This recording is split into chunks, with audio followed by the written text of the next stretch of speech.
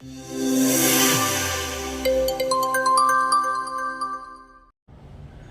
അടുത്തൊരു ചോദ്യത്തിലേക്ക് പോവാം.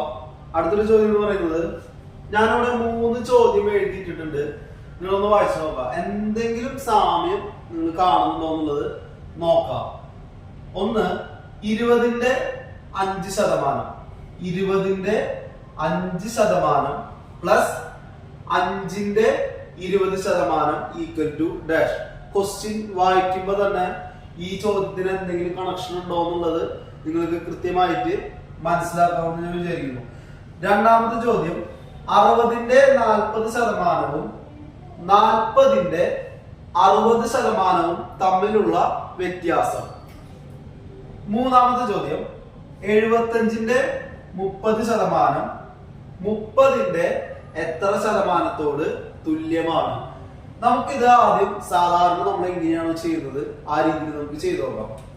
20ന്റെ 5%. 20ന്റെ 5% എന്ന് പറയുമ്പോൾ നമ്മൾ ആദ്യം പറഞ്ഞ പോലെ തന്നെ എന്താണ്, 20ന്റെ 5% 20ന്റെ എന്ന് പറയുമ്പോ തന്നെ 20 ഇൻറ്റു 5%. ശതമാനം എവിടെയുണ്ടോ അത് ബൈ 100 ഈക്വൽ ടു 20ന്റെ 5% എന്ന് പറയുമ്പോ ഈ 0 ക്യാൻസൽ ആയി പോയി. 5 10 ഹരിക്കുമ്പോ 2 2 ക്യാൻസൽ ആയി പോയി. 1 ആൻസർ കിട്ടും. ഓക്കെ, ഇനി അടുത്തത് പറഞ്ഞിരിക്കുന്നത് എന്താ, പ്ലസ് 1 പ്ലസ് ആണ് 5ന്റെ 20%. 5ന്റെ 20%. ഇത് നമ്മൾ ഏറ്റവും ബേസ് ആയിട്ട് പഠിക്കുന്ന ഒരു ഭാഗമാണ്, ഒരിക്കലും തെറ്റിക്കരുത്. 5ന്റെ വരുമ്പോ ഇൻറ്റു 20%. ശതമാനം വന്നുകൊണ്ട് ഒന്നും ആലോചിക്കണ്ട, ബൈ 100 എഴുതാ ചെയ്യാം. ഒരു ബ്രാക്കറ്റ് എടുത്തോ. 0 വെട്ടി കളഞ്ഞു. 2 10/2 ചെയ്യുമ്പോ 5 കിട്ടും. 5 5 1. ഓക്കെ, ചോദ്യം എന്തായിരുന്നു?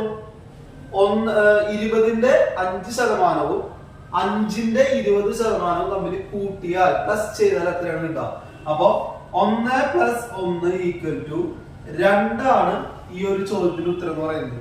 ഇവിടെ ശ്രദ്ധിക്കേണ്ട ഒരു കാര്യം എന്ന് പറയുന്നത്, 20ന്റെ 5% പ്ലസ് 5ന്റെ 20%. 2 നമ്പർ എവിടെയുള്ളോ 20ന്റെ 5 5ന്റെ 20 20ന്റെ 5 5ന്റെ 20 20ന്റെ 5 5ന്റെ 20. അങ്ങനെ വരുന്ന നമ്പേഴ്സിന് എന്ത് ചെയ്യാം? അങ്ങനെ വരുന്ന നമ്പേഴ്സിന് എന്തായിരിക്കും? സെയിം വാല്യൂ ആയിരിക്കും കിട്ടും. ഇപ്പൊ അടുത്തൊരു ക്വസ്റ്റ്യൻ നോക്കാം. 60ന്റെ 40%, 40ന്റെ 60% തമ്മിലുള്ള വ്യത്യാസം. 60ന്റെ 40%, അത് ചെയ്തു നോക്കേണ്ട ആവശ്യമില്ല. 60ന്റെ 40%. പിന്നെ അടുത്ത സ്റ്റേറ്റ്മെന്റ് പറഞ്ഞിരിക്കുന്നത് എന്താ? 40ന്റെ 60%.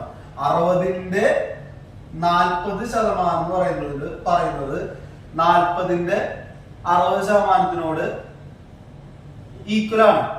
40ന്റെ 60%-നോട് എന്താണ്? ഈക്വൽ ആണ്. അപ്പൊ നമുക്ക് ചെയ്ത് നോക്കേണ്ട ആവശ്യമില്ല. കാരണം എന്താ? തമ്മിലുള്ള വ്യത്യാസമാണ് ചോദിച്ചിരിക്കുന്നത്. തമ്മിലുള്ള വ്യത്യാസം എന്താ? ഇത് രണ്ടും കൂടി കുറയ്ക്കുമ്പോ എന്തായിരിക്കും? ഉത്തരം 0 ആയിരിക്കും കിട്ടുക. ഉത്തരം 0 ആയിരിക്കും കിട്ടുക. എന്താ കാരണം?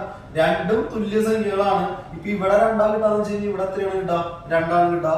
ഇവിടെ 4 കിട്ടാന്ന് വെച്ചാൽ ഇവിടെ എത്ര കിട്ടുക? 4 കിട്ടുക. അപ്പൊ 4 - 4 തുല്യമായതുകൊണ്ട് കുറയ്ക്കുമ്പോ നമുക്ക് ഉത്തരം എത്ര കിട്ടും? 0 കിട്ടും. മൂന്നാമത്തെ ക്വസ്റ്റ്യൻ, 75ന്റെ 30%, 30ന്റെ എത്ര ശതമാനത്തോട് തുല്യം? 75ന്റെ 30%, 30ന്റെ എത്ര ശതമാനത്തോട് തുല്യം? ഈ പറഞ്ഞ സെയിം മെത്തേഡ് തന്നെ. 75ന്റെ 30% എന്ന് പറയുന്നത് 30ന്റെ എത്ര ശതമാനമായിരിക്കും? 75%. അപ്പോ ഇതില് രണ്ടും ഈക്വൽ ആണെങ്കിൽ, രണ്ടും ഒരേ സംഖ്യ തന്നെയാണ്, അങ്ങോട്ടും ഇങ്ങോട്ടും മറിച്ചും തിരിച്ചും വരുന്നതെങ്കിൽ എന്തായിരിക്കും? അതിന്റെ പേഴ്സൻറ്റേജ് എന്ന് പറയുന്നത് തുല്യമായിരിക്കും. വളരെ ഈസി ആയിട്ട് ചെയ്തു നോക്കാതെ ചെയ്യാൻ പറ്റിയൊരു ചോദ്യമാണത്. നമുക്ക് മനക്കണക്കായിട്ട് ഉത്തരം നമുക്ക് കണ്ടുപിടിക്കാനായിട്ട് നമുക്ക് പറ്റും. അപ്പൊ നമുക്ക് അടുത്തൊരു ചോദ്യം നോക്കാം. ഒരു സംഖ്യയുടെ 60%-തോട് 200 കൂട്ടിയാൽ അതേ സംഖ്യ തന്നെ ലഭിക്കുമെങ്കിൽ സംഖ്യ ഏത്? ഒന്നുകൂടി വായിക്കാം. ഒരു സംഖ്യയുടെ 60%-തോട് 200 കൂട്ടിയാൽ അതേ സംഖ്യ തന്നെ ലഭിക്കുമെങ്കിൽ സംഖ്യ ഏത്? ഇതേപോലത്തെ ഒരുപാട് ചോദ്യങ്ങൾ നമുക്ക് എക്സാമിൽ വരുന്നുണ്ട്. സെയിം മോഡൽ അങ്ങോട്ടും ഇങ്ങോട്ടും അല്ലറ ചില്ലറ മാറ്റി ചോദിക്കാറുണ്ട്. നമുക്ക് നോക്കാം. ചോദ്യം നിർത്തി നമുക്ക് വായിക്കാം. ഒരു സംഖ്യയുടെ 60% അത്രയും ഭാഗം ഞാൻ നിർത്തി നോക്കിക്കോളൂട്ടോ. 200 കൂട്ടിയാൽ അപ്പൊ ഒരു സംഖ്യയുടെ 60% 200 കൂട്ടിയപ്പോ അവർക്ക് എന്ത് കിട്ടി? അതേ സംഖ്യ തന്നെ കിട്ടി. സംഖ്യ ഏതുമായിക്കൊള്ളട്ടെ അതേ സംഖ്യ തന്നെ അവർക്ക് കിട്ടിയെങ്കിൽ ആ സംഖ്യ ഏതാണെന്നാണ് നമ്മുടെ അടുത്ത് കണ്ടുപിടിക്കാൻ പറഞ്ഞത്. അപ്പൊ നമുക്ക് എഴുതുക. ഒരു സംഖ്യ നമുക്ക് അറിയില്ല, നമ്മൾ എന്തായിട്ട് എടുത്തു? എക്സ് ആയിട്ട് എടുത്തു. ഒരു സംഖ്യയുടെ 60% ഒരു സംഖ്യയുടെ എന്ന് പറയുമ്പോൾ ഇൻറ്റു നമ്മൾ സാധാരണ ഫസ്റ്റ് മോഡൽ തൊട്ട് ചെയ്തു എന്നപോലെ തന്നെ എക്സ് ഇൻറ്റു 60%. ശതമാനം എവിടെയുണ്ടോ അവിടെ ആരുണ്ട്? ഹരിക്കണം 100 ഉണ്ട്. 60% 200 കൂട്ടിയാൽ എന്ന് പറയുമ്പോൾ പ്ലസ് ചിഹ്നം ഇടണം. എത്രയാണ് കൂട്ടിയത്? 200. അപ്പൊ ഒരു സ്റ്റേറ്റ്മെന്റ് രൂപത്തിലുള്ള ഒരു ചോദ്യത്തെ നമ്മളൊരു ക്രിയ ചെയ്യാൻ ഭാഗത്തേക്ക് പരുവപ്പെടുത്തി കണക്ക് ചെയ്യുന്നത്. 200 കൂട്ടിയപ്പോൾ എന്ത് കിട്ടി? അതേ സംഖ്യ. നമുക്കിവിടെ സംഖ്യ അറിയില്ല, അതുകൊണ്ട് സംഖ്യ നമ്മൾ എന്തായിട്ട് എടുത്തിട്ടുള്ളത്? എക്സ് ആയിട്ടാണ് എടുത്തിട്ടുള്ളത്. അപ്പോ നിങ്ങൾക്ക് ഇഷ്ടമുള്ള എടുക്കാം. ഇപ്പൊ ഇവിടെ സംഖ്യ എഴുതാം, എക്സ് എന്ന് എഴുതാം, അങ്ങനെ ഏത് വേണമെങ്കിലും എഴുതാം. ഇപ്പൊ ഇവിടെ അതേ സംഖ്യ തന്നെയാണ് കിട്ടിയത്. അപ്പൊ നമ്മൾ എന്തെടുത്തു? എക്സ് എടുത്തു. ഇനി ഇത് സോൾവ് ചെയ്യാനുള്ളത് മാത്രം നമ്മൾ ചെയ്യണോ? ഇവിടെ ആ എക്സിന്റെ 60x/100. ഇവിടെ ചെയ്യേണ്ട കാര്യം ഇത് രണ്ടും എന്ത് ചെയ്യുക? ക്രോസ് മൾട്ടിപ്ലിക്കേഷൻ ചെയ്യുക. 60x plus 200 into 100. 200 ഇൻറ്റു 100 എന്ന് പറയുമ്പോൾ 2 0 കൂടി ചേർത്ത് എഴുതിയാൽ മതി. Divided by 100. ഭിന്നസംഖ്യകൾ എന്ന് പറയുന്ന ഭാഗത്തില് വ്യുൽക്രമം ക്രോസ് മൾട്ടിപ്ലിക്കേഷൻ എന്ന് പറയുന്ന ഒരു സെക്ഷൻ നമുക്ക് പഠിക്കാനുള്ള ഭാഗമാണ്. കൃത്യമായിട്ട് നമുക്കത് മനസ്സിലാക്കാൻ പറ്റും. Equal to X. ഇനി എന്ത് ചെയ്യാം? ഇവിടെ മേലെ ഒരാളുണ്ട്, താഴെ ഒരാളുണ്ട്, ഇപ്പുറത്ത് ഒരാളുണ്ട്. ഓക്കെ, ഇത് ചെയ്യേണ്ടത് 60x അവിടെ ഉണ്ട് പ്ലസ് 20,000 ഈക്വൽ ടു 100നെ എക്സ് കൊണ്ട് ഇൻറ്റു ചെയ്യാം. അപ്പോ 100 ഇൻറ്റു എക്സ് എന്ന് പറയുമ്പോൾ 100x എന്ന് എഴുതാം. വേറെ ഒന്നും നമുക്ക് ഇത് ചെയ്യാനായിട്ട് പറ്റില്ല. ഇനി എന്ത് ചെയ്യണം? ഇവിടെ ഒരേപോലുള്ള ആളുകൾ, ഇവിടെ സംഖ്യകള് എന്ന് പറയാനായിട്ട് 20,000 മാത്രമേ ഉള്ളൂ, വേറെ ഒന്നുമില്ല. എക്സ് ഉള്ള ടൈം 100x ഉണ്ട്, 60x ഉണ്ട്. ഈ 60xും 20,000 കൂടി കൂട്ടിയിട്ട് വേറെ അങ്ങനെ എഴുതി വെക്കാനായിട്ട് നമുക്ക് പറ്റില്ല. നമുക്ക് ഒരേപോലുള്ള ആളുകൾ തമ്മിൽ നമുക്ക് എന്ത് ചെയ്യാൻ പറ്റുള്ളൂ? ക്രിയ നമുക്ക് ചെയ്യാനായിട്ട് പറ്റുള്ളൂ. അപ്പൊ ഇവിടെ 100 20,000 ഈക്വൽ ടു 100x ഇവിടെ ഉണ്ട്, 60x പ്ലസ് ആണ്. പ്ലസ് ഈക്വൽ ടുന്റെ പ്രതികുമ്പോ എന്തോ മൈനസ് ആവും. പ്ലസ് ഈക്വൽ ടുന്റെ പ്രതികുമ്പോ മൈനസും. ഇവിടെ മൈനസ് ആണെങ്കിൽ ഈക്വൽ ടുന്റെ പ്രതികുമ്പോ എന്തോ പ്ലസ് ആവും. നേരെ ഓപ്പോസിറ്റ്. ഇതൊക്കെ വളരെ ബേസിക് ആയിട്ടുള്ള കാര്യങ്ങളാണ്. കൃത്യമായി നിങ്ങൾ പഠിച്ചിരിക്കണം. അത് നമുക്ക് ചെയ്യാൻ പറ്റുള്ളൂ. 20,000 equal to 100x minus 60x. ഇനി 100ന്ന് 60 കുറയ്ക്കുക എത്രയാ? 40. എക്സ് അങ്ങനെ തന്നെ എഴുതി. 20,000. ഓക്കെ, ഇനി എക്സ് എത്രയായിരിക്കും? 20,000 ബൈ 40 ഇൻറ്റു 40. ഇപ്പുറത്തേക്ക് വരുമ്പോ എന്തോ ഈക്വൽ ടു ഇപ്പുറത്തേക്ക് വരുമ്പോ ബൈ ഡിവിഷൻ ആയിരിക്കും, ഹരിക്കലാവും. ഇനിയിപ്പോ ഇവിടെ ഹരിക്കലാണെങ്കിൽ ഈക്വൽ ടു അപ്പുറത്തേക്ക് വരുമ്പോ എന്തോ ഗുണിക്കലാവും. അപ്പൊ 20,000 ബൈ 40 എന്ന് പറയുമ്പോൾ 0 ക്യാൻസൽ ആയി പോയി. 4 20 5 പ്രാവശ്യം. ആൻസർ വരുന്നത് 500. അപ്പൊ നമ്മളിവിടെ നേരായ രീതിയിൽ ചെയ്തത് ഇത്രയേ ഉള്ളൂ. ഒരു സംഖ്യയുടെ 60% അത് നമുക്ക് കൃത്യമായിട്ട് നമുക്കറിയാം. അത് നമ്മൾ എഴുതി. പ്ലസ് 200 കൂട്ടിയപ്പോൾ, ഇവിടെ 200 കൂട്ടിയപ്പോൾ എന്ന് പറയുന്ന സ്ഥലത്ത് ഗുണിച്ചപ്പോൾ എന്ന് വേണമെങ്കിൽ പറയാം, ഹരിച്ചപ്പോൾ എന്ന് വേണമെങ്കിൽ പറയാം, അതുപോലെ തന്നെ കുറച്ചപ്പോൾ. കൂട്ടിയാലും ഗുണിച്ചാലും അവിടെ എന്താണോ പറഞ്ഞത്, കൂട്ടിയപ്പോൾ എന്ന് പറഞ്ഞുകൊണ്ട് നമ്മൾ എന്ത് ഇട്ടു? പ്ലസ് ഇട്ടു. ഇനി ഗുണിച്ചപ്പോൾ എന്നാണ് പറയുന്നത്, നമ്മൾ എന്ത് ചെയ്യും? ഇൻറ്റു ചെയ്യും. ഇപ്പൊ അവിടെ അതേ സംഖ്യ എന്ന് പറഞ്ഞു. ഇപ്പൊ അവിടെ അതേ സംഖ്യ എന്ന് പറഞ്ഞ സ്ഥലത്ത് ചിലപ്പോ ഒറ്റ സംഖ്യ കിട്ടി, അല്ലെങ്കിൽ 2 ഇരട്ടി സംഖ്യ കിട്ടി, അല്ലെങ്കിൽ 3 മടങ്ങ് സംഖ്യ കിട്ടി എന്നൊക്കെ വെച്ച് ചെയ്യുമ്പോ എന്താ ഈ എക്സ് ആയിട്ട് റിലേറ്റഡ് ആയിട്ട് വേണം നമ്മൾ ചെയ്യാനായിട്ട്. അപ്പൊ ഇതിന്റെ ആൻസർ എന്ന് പറയുന്നത് 500 എന്ന സംഖ്യയുടെ 60% 200 കൂട്ടിയാൽ 500 തന്നെയാണ് ലഭിക്കുക. ഇതാണ് ഇതിന്റെ ആൻസർ. ഇത് ചെയ്യാനുള്ള ഒരു രീതിയാണ്, നേരായിട്ടുള്ള രീതിയാണിത്. ഇത് ചെയ്യാനായിട്ട് ഒരു എളുപ്പ വഴി കൂടി ഉണ്ട്. ആ എളുപ്പ വഴി എന്തിനാന്നുള്ളത് നമുക്ക് നോക്കാം. ഇപ്പൊ നമ്മള് രണ്ടാമത്തെ രീതി എന്ന് പറയുന്നത് നോക്കാം.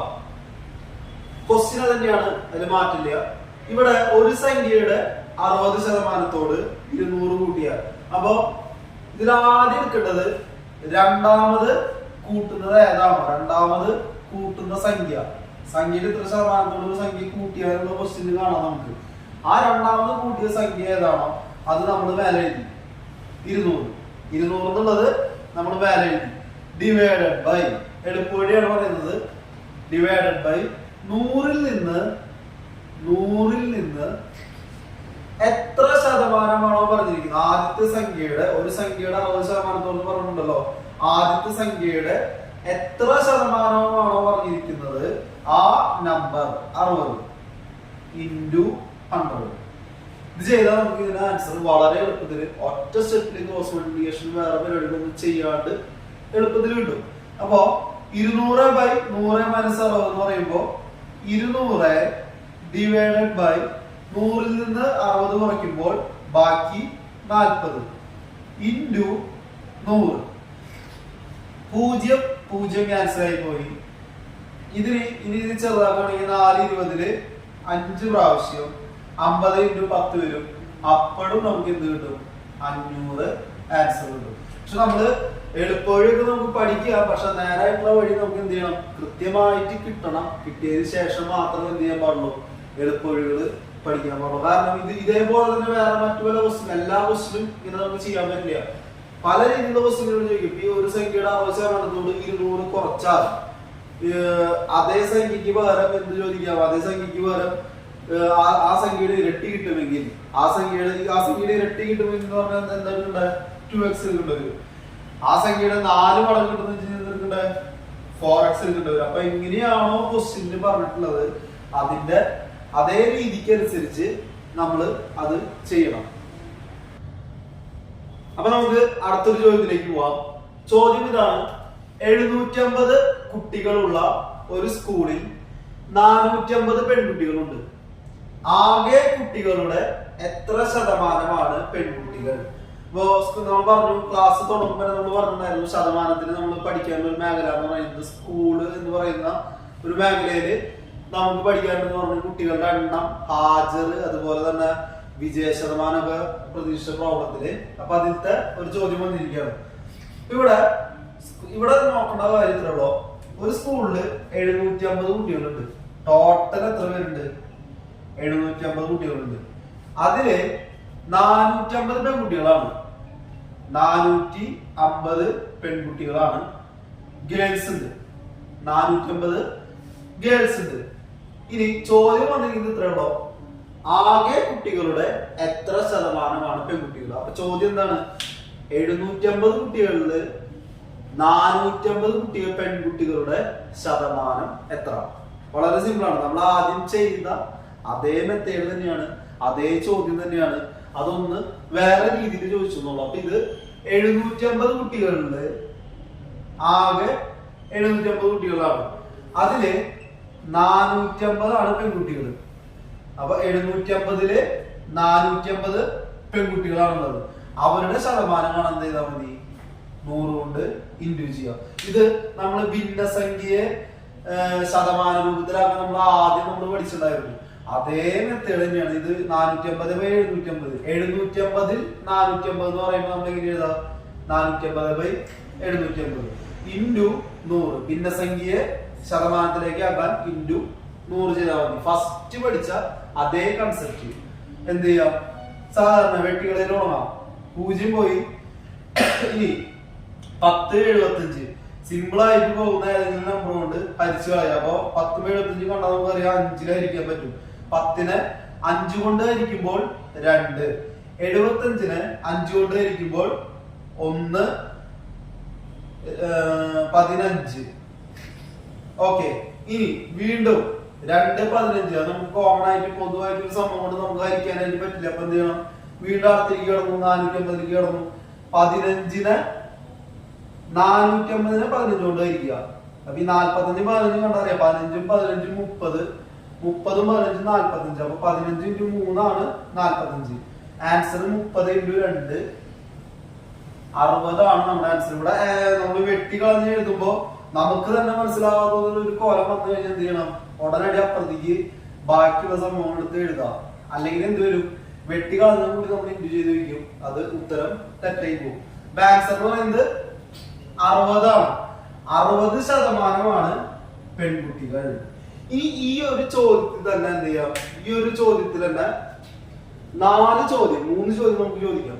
3 ചോദ്യം നമുക്ക് ചോദിക്കാം. ഇപ്പോ 750 കുട്ടികളുള്ള ഒരു സ്കൂളിൽ 450 പെൺകുട്ടികളുണ്ട് എങ്കിൽ ആൺകുട്ടികളുടെ എണ്ണം എത്ര? എളുപ്പം. 750 450 കുറച്ച ആൺകുട്ടികളുടെ എണ്ണം കിട്ടിയ എത്രയാ? 300.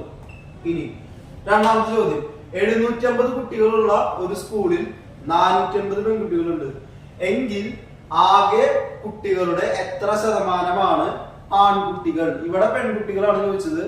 ആൺകുട്ടികൾ എത്ര ശതമാനം? എങ്ങനെയാ? എളുപ്പമാണ്.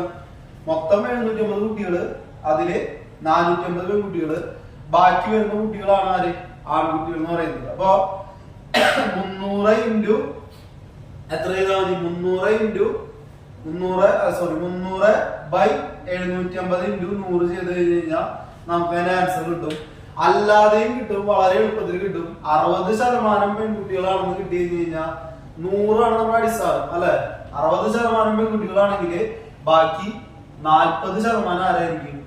ആൺകുട്ടികളായിരിക്കും. അപ്പൊ ആൺകുട്ടികളുടെ പേഴ്സൻറ്റേജ് എന്ന് പറയുന്നത് 40%. ഇതില് 60 40 ഈ ഒരു ചോദ്യത്തിൽ നിന്ന് തന്നെ ഒരു 3 ക്വസ്റ്റ്യൻ, 3 ടൈപ്പ് ചോദ്യം നമുക്ക് ചോദിക്കാം. ഇതൊരു SCRT ചോദ്യമാണ്. 6ാം ക്ലാസ് പാഠപുസ്തകത്തില് നമുക്ക് പഠിക്കാനുള്ള ഒരു ചോദ്യമാണ്. പ്രീവിയസ് ഇയർ ക്വസ്റ്റ്യനും കൂടിയാണ്. നമുക്കപ്പോ അടുത്ത ചോദ്യത്തിലേക്ക് പോവാം.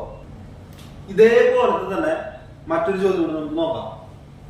ചോദ്യം വായിക്കാം. ഒരു ക്ലാസ്സില് 40 കുട്ടികൾ, അവരിലെ 50% പേര് ആൺകുട്ടികളാണ് എങ്കിൽ എത്ര ആൺകുട്ടികൾ? ഓപ്ഷൻസ് ഉണ്ട്.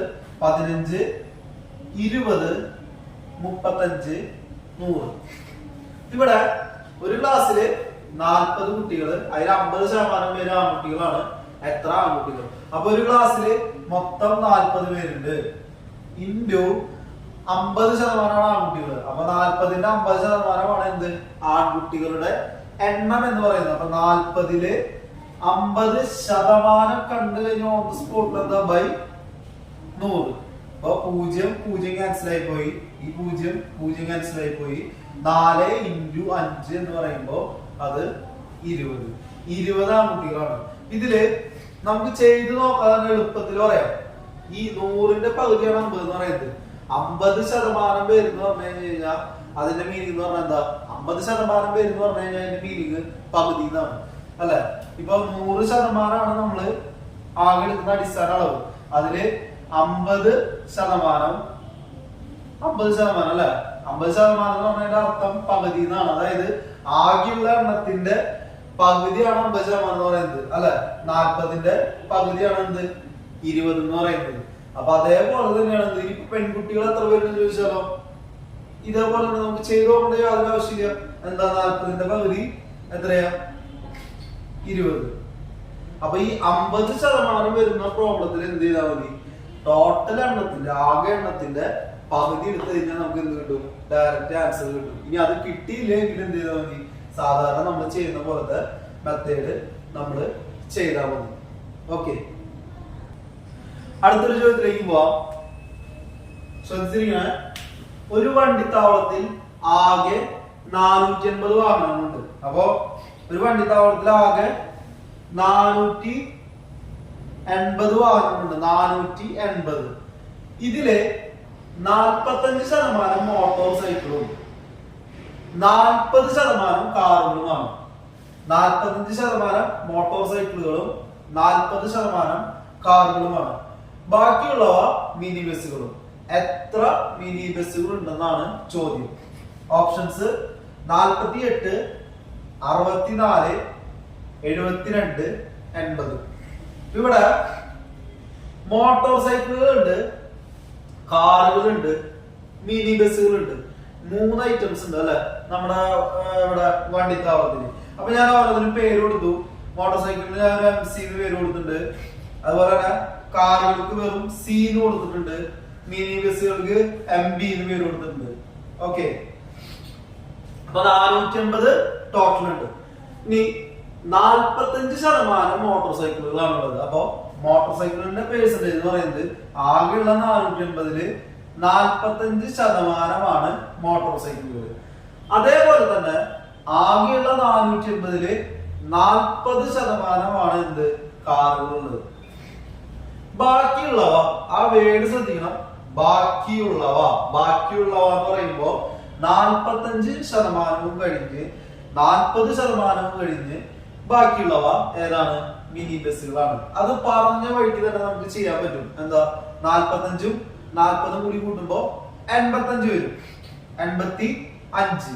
ഈ 85 മൊത്തം നമുക്ക് പറയാ പെർസെന്റേജ് പറയാ 100 നമ്മുടെ അടിസ്ഥാന അളവ്. അപ്പോ 85 കഴിഞ്ഞ് ബാക്കി എത്രയുണ്ട് 100 ആവാൻ? 15% മിനി ബസ്. ഇത് ചോദ്യത്തിൽ എവിടെയും പറഞ്ഞിട്ടില്ല, നമ്മളത് പറഞ്ഞ വഴിക്ക് നമ്മളത് കണ്ടുപിടിച്ചു. ഇനി ചോദ്യം ഇതൊന്നുമല്ല, എത്ര മിനി ബസ്സുകളുണ്ട്. സ്വാഭാവികം നമ്മുടെ സാധാരണ ചെയ്യണ പോലെ തന്നെ എന്ത് ചെയ്യാം, ആകെ തന്നിട്ടുള്ള അളവ് എത്രയാ? 480. 480-ന്റെ മിനി ബസിന്റെ എണ്ണാണ് നമുക്ക് കാണേണ്ടത്. മിനി ബസിന്റെ എണ്ണാണ് കാണേണ്ടത്. മിനി ബസിന്റെ പേഴ്സൻറ്റേജ് നമുക്കറിയാം എത്രയാ? 15%. 15% എന്ന് പറയുമ്പോ ശതമാനം കണ്ടാൽ ഉടനടി എന്താ? ബൈ 100. 480 ഇൻറ്റു 15/100. 480-ന്റെ 15% മിനി ബസ്സുകളുടെ എണ്ണം. ഈക്വൽ ടു സാധാരണ നമ്മൾ ചെയ്യുന്ന പോലെ 0 ക്യാൻസൽ ചെയ്ത് കളഞ്ഞു. 15 10 രണ്ടിലും ഒരേപോലെ ഹരിക്കാൻ കഴിയുന്ന സംഖ്യകൾ ആയിരിക്കുക 5 പറ്റും അല്ലെ.